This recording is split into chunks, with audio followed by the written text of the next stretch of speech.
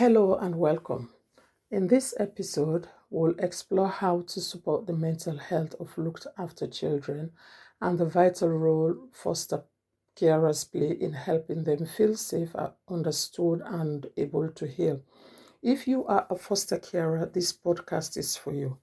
In every day, you care for children who may have experienced loss, disruption, or trauma. Alongside love and care, you are often managing big emotions, challenging behavior, school calls, appointments, routines, and instability, sometimes all in one day. Many carers quietly ask themselves, am I doing this right? Today, we will explore why some children in care react so strongly, even when things seem calm, and why this is not because you are doing something wrong. Research shows that children in care are more likely to experience anxiety, emotional distress, and difficulties managing their feelings than other children. Many have lived with prolonged stress, instability, or fear before coming into care. Trauma research explains that when children live with ongoing stress, their brains adapt by staying on high alert even when they are safe. In everyday life, this might look like jumping at loud noises, becoming distressed by small challenges, struggling to settle at night, reacting strongly to being told no. These reactions are not deliberate, they are survival responses. A helpful way to understand this is the biopsychosocial approach, which looks at the whole child, not just behavior. Biologically, some children are more sensitive to stress. Research shows this can be influenced by genetics and early experiences, meaning their bodies react quickly to change or emotional tension. The stress hormone cortisol helps the body respond to threats. In children exposed to early trauma, cortisol can remain high for longer, keeping the body on constant alert.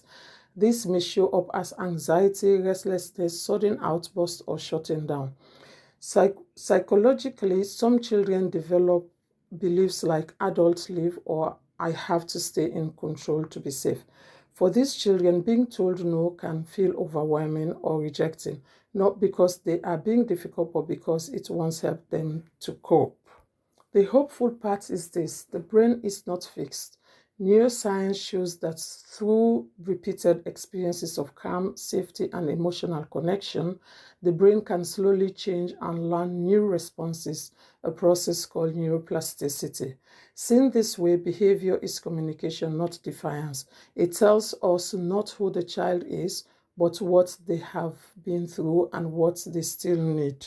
Socially, repeated moves, school changes, and loss of family can make children feel unsafe. Stable care and a sense of belonging help reduce that stress. You may hear professionals talk about the first 1,000 days from pregnancy to around age 2. This is when the brain develops fastest. During this time, babies learn without words. Does someone come when I cry? Can I relax, or do I need to stay alert? One predictable care helps develop systems for calming and trust. Chronic stress can keep the brain in survival mode, and later this may show up as panic when routines change, difficulty trusting adults, intense reactions to frustration. The key message is this: early experiences shape children, but they do not fix their future. Foster carers often provide regular meals, predictable bedtimes, reassurance after hard days, and calm responses when emotions spill over. These moments may feel ordinary, but they quietly teach children that life can be safe. I used to visit a relative who was a foster carer. One baby she cared for had experienced significant loss and was very withdrawn, rarely seeking comfort. What helped wasn't anything dramatic. It was gentle holding, nurturing, consistent routines, and emotional presence. Slowly, she began to engage and smile.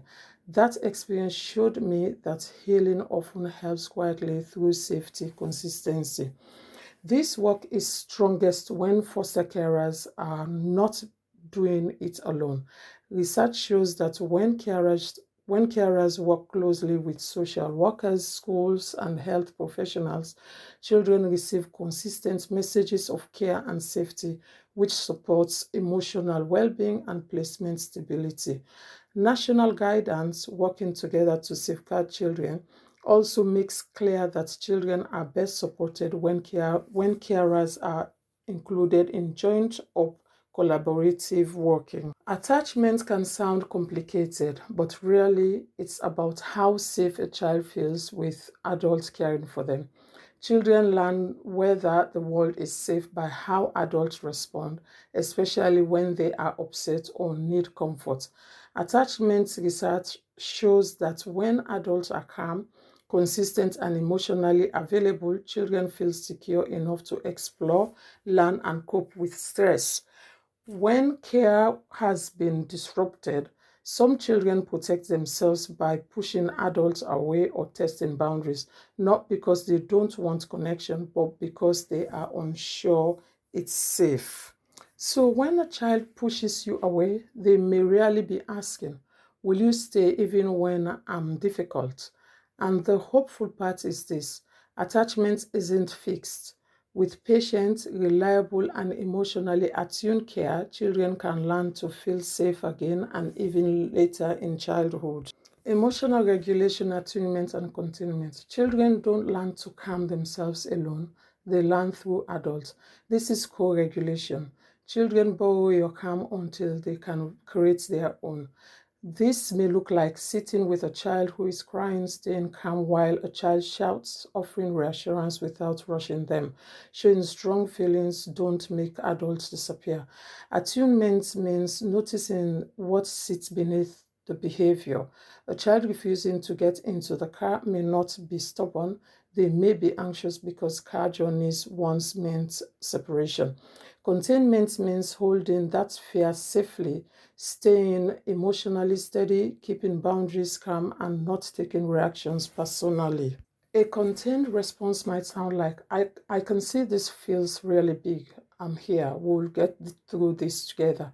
This reflects attachment theory, Maslow's reminder that safety comes before learning, and the trauma-informed pace. PACE, developed by Hughes, stands for playfulness, acceptance, curiosity, and empathy. Playfulness uses warmth to lower tension.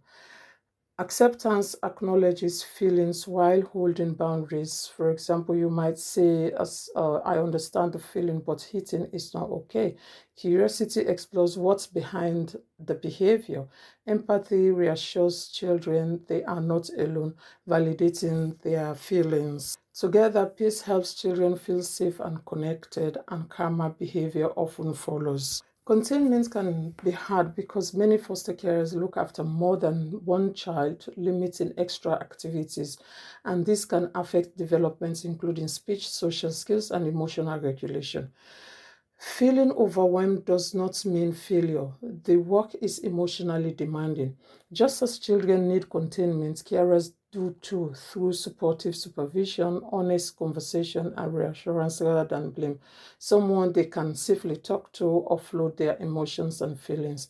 Research shows carers who feel supported are more resilient and emotionally available. Some children face additional challenges linked to special education needs and disabilities, culture, language, or discrimination.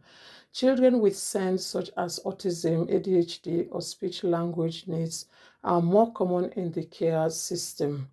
For example, national data shows that over half of children who've been in care continuously for a year have an identified SEN.